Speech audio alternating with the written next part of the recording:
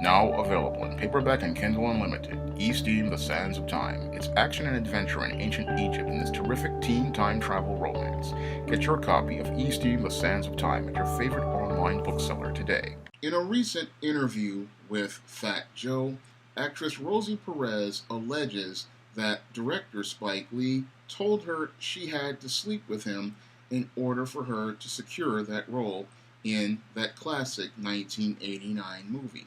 Now, when I take a critical examination of Rosie Perez's allegations, it looks like she's trying to revise history in order to make Spike Lee appear to be the bad guy.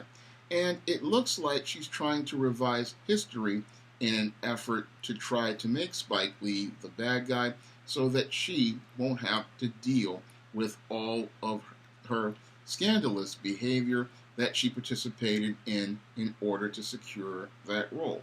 Now, your Rosie Perez, as I see it, really, as somebody who's been a part of the entertainment industry, probably knew how Hollywood was and probably was a part of the casting couch in order to secure that role. But she wants to make Spike Lee look like the bad guy when she was equally complicit because she wanted to get the fame from that role, so she was willing to compromise her morals to get with Spike Lee for one night in order to secure the fame of a lifetime. Now, your Rosie Perez in that interview also alleges in that scene where she was topless and Spike Lee was rubbing ice on her breasts that she felt exploited. And I have to call malarkey on that because oftentimes in film productions, directors let actresses know way in advance, usually during the audition phase,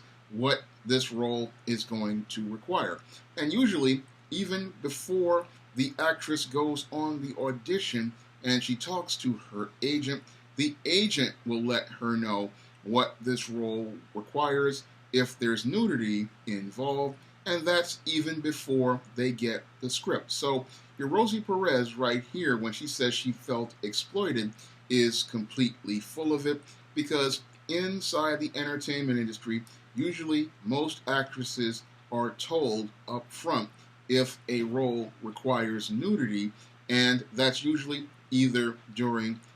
their meeting with their agent before they're sent to read their side, or they're told by the casting directors as they're reading their side, or they're told by the director after they've secured the role and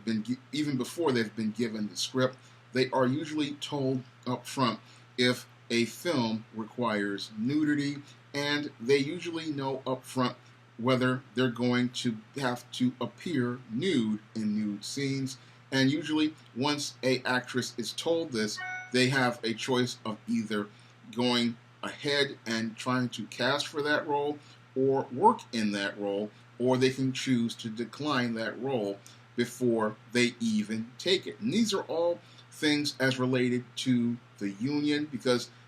all of these all the acting business is controlled by unions like SAG and AFTRA, and there are guidelines for behavior on the set. So when I hear Rosie Perez talking about how she felt exploited, she's again completely full of it because on these sets you don't just have Spike Lee there doing these scenes, you also have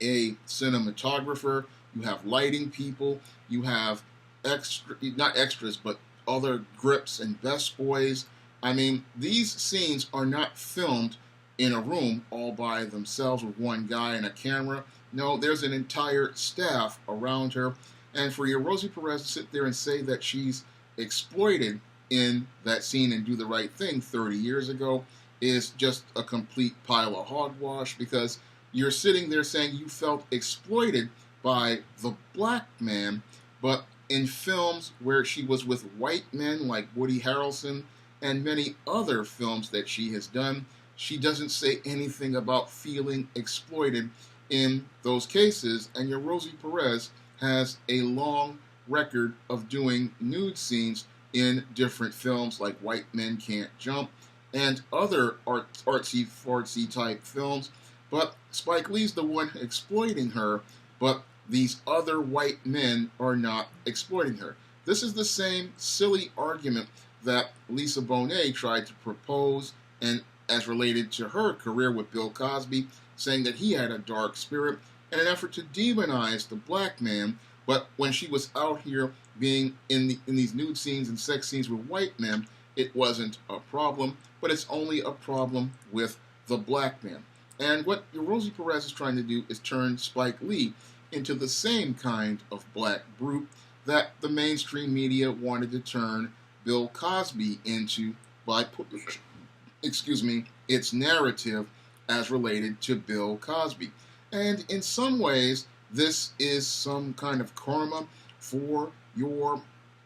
Spike Lee, because your Spike Lee was trying to say that Bill Cosby stole the premise for a different world from him, and now he's reaping what he sowed in some ways. And in other ways, it looks like Hollywood is trying to use Rosie Perez to send a covert message to Spike Lee, because your Spike Lee has decided to work with one of the enemies of Hollywood, Nate Parker, and because he helped produce Nate Parker's new film, American Skin, now we see these allegations coming out against Spike Lee. So clearly somebody in Hollywood does not like the idea of Spike working with Nate Parker, and because he's working with Nate Parker, who's trying to make films that elevate the image of black men, what is happening now is they want to send a message to Spike that if he continues to participate in this behavior,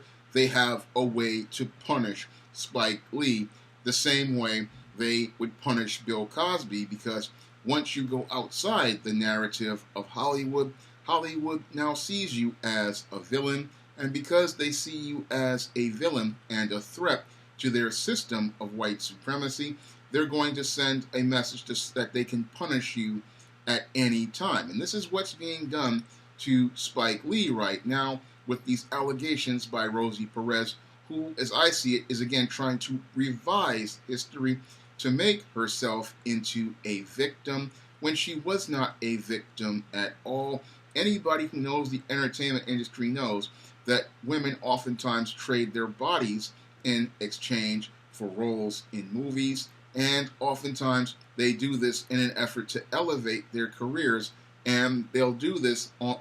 the casting couch, but then as they get older, they don't want to think about all of the things that they have done in the past with these different men, and because they have to think about and reflect on all of their ratchet behavior, what happens is they try to find ways to revise history so that they can make themselves into victims and make the men into villains. However, they were equally complicit, because your Rosie Perez, before she came to Spike Lee, was a dancer on Soul Train, and then Spike put her in Do the Right Thing, and then eventually she wound up on Keenan Ivory Wayans in Living Color, and then eventually wound up having a career after White Men Can't Jump. So your Rosie Perez used your Spike Lee the same way Spike Lee allegedly used her, and as I see it, she's sitting there trying to make it like she's a victim, but anybody who knows the entertainment industry knows that your Rosie Perez, if she did allegedly sleep with Spike Lee, that was a mutual thing, similar to what happened with many of these other guys in Hollywood, because that's how some of these Hollywood guys get down. And when she sits there and talks about being exploited and Do the Right Thing, that's just nonsense, because again, these Hollywood productions are controlled by unions, and any actress working on a Hollywood production is a part of SAG and AFTRA, and SAG and AFTRA have guidelines for how actresses are to be treated. And usually, again, as part of the SAG and AFTRA policies, an actress has to be told up front that about things like nudity and sexual scenes, and usually they have to be given a choice of whether they want to do them or not. And even in those cases where they say no, a producer can easily go out here and get a body double like Julia Roberts had for Pretty Woman. So when I listen to Rosie Perez's allegations against Spike Lee, they just don't have that ring of truth, because to sit there and say Spike did this again on a set 30 years ago, when there are, again, union rules as related to productions, and to say that she had to do this to get this role, again, just shows how she's trying to play this game as related to making herself a victim. And when I look at this whole case, again, it's another one of these faded former actresses trying to revise history to make a black man a bad guy and make the black man the big black brute of the story. Now, if you want to see more of these videos, you can donate to my Patreon, my PayPal, or my Cash App by clicking the link in the description box. And if you want to also help out, you can pick up some of my SJS Direct publications, which feature positive images of black people, like the ISIS series, the E-Steam series, the John Hay series, the books of the Spinsterella trilogy, and my men's issues books, like The Man Crisis, on Amazon.com in paperback and Kindle format. And you can also find them on Smashwords, the iBookstore, and Google Play. That's all I have to say for this video. You can comment, rate, and subscribe. Now available in paperback and e-readers, E-Steam Blast from the Past. Hell's aspiring angel takes on her demonic doppelganger in this action-packed, time-traveling E-Steam series adventure. Get E-Steam Blast from the Past with a bonus E-Steam comic book, No Good Deed, in paperback and e-readers at online booksellers everywhere.